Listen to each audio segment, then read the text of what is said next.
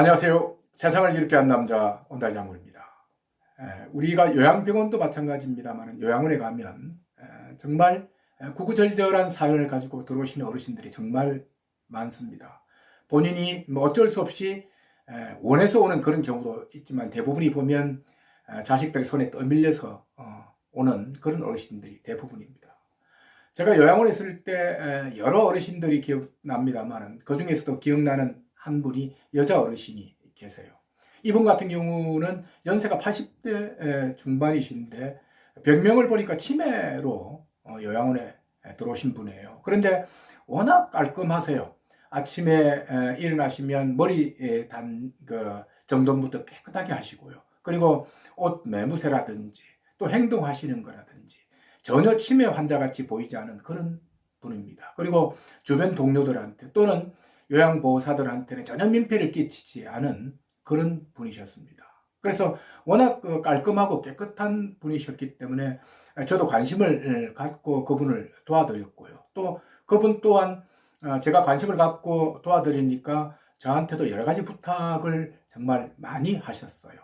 그러다 보니까 그분하고 이야기도 자주 나눌 기회가 있었는데요. 아들 둘이 있고 딸이 하나 있다고 해요. 그런데 아들들하고는 연락이 닿지 않고 있고요. 딸이 한 달에 겨우 한 번 정도 자신을 면을 온다. 이제 그 정도 이야기를 하셨어요.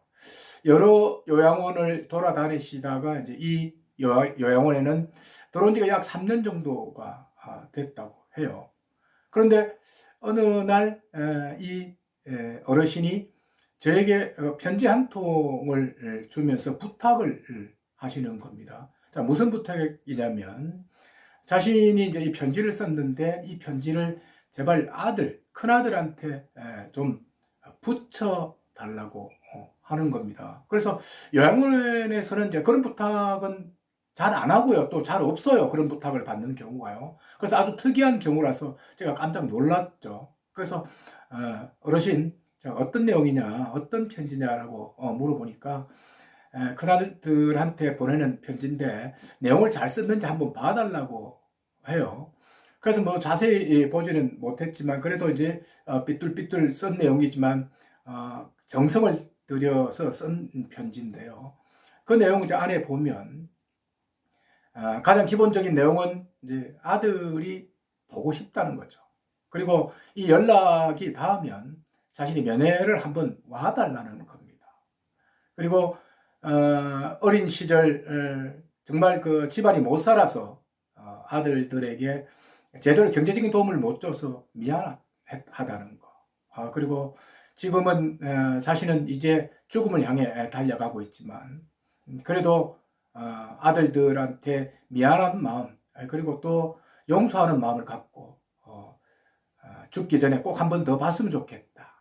그리고 남아있는 누나 한 명과 좀 잘 지냈으면 좋겠다 등등 이런 아주 가족 간의 깊은 그런 이야기 그리고 애잔한 이야기가 담겨 있었어요. 그리고 무엇보다도요 자식들에 대한 어떤 그 그리움 그리고 자신이 못해줬던 부모로서의 어떤 잘못한 미안함 이런 부분들을 그냥 한 장짜리 빼곡하게 적어놨습니다. 그런데 그 편지에 아주 특이한 게 있었어요. 뭐냐면요. 편지 겉봉투에 큰아들 집 주소가 없는 겁니다. 그래서 제가 물었죠. 어르신, 이 주소가 없으면 편지를 배달할 수가 없는데 어떻게 배달을 해요? 라고 했더니 딸한테 물어서 딸이 알 수만 있다면, 딸이 알고 있다면 그 주소를 적어서 좀 보내주면 된다라고 이야기를 해요. 뭐 그런 부탁이야. 제가 들을 수 있는 거니까 알겠다고 하고 며칠 지난 뒤에 제가 따님한테 연락을 했습니다. 어머니께서 큰아들한테 보내달라고 이렇게 편지를 주셨다.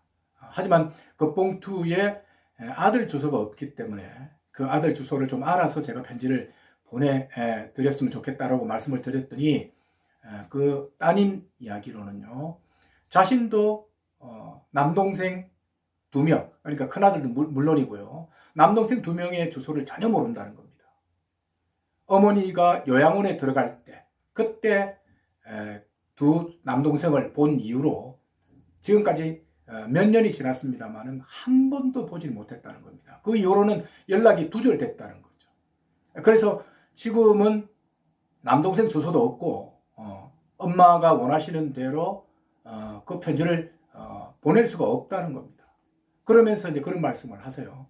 어머니가 처음에 자신을 요양원에 그때 보낼 때 딸은 물론이고 아들들한테 굉장히 원망도 많이 하고 참 미워도 했다고 합니다. 특히 아들들한테 정말 정성을 다해서 키웠는데 자신이 쫓기듯이 요양원에 올 때 그때 참 아들들 원망을 정말 많이 했다고 합니다. 그리고 한동안은 설사 온다 하더라도 아들들 자신을 보러 온다고 하지 마라 라고 할 정도로 그 정도로 완강하게 버티셨다고 합니다.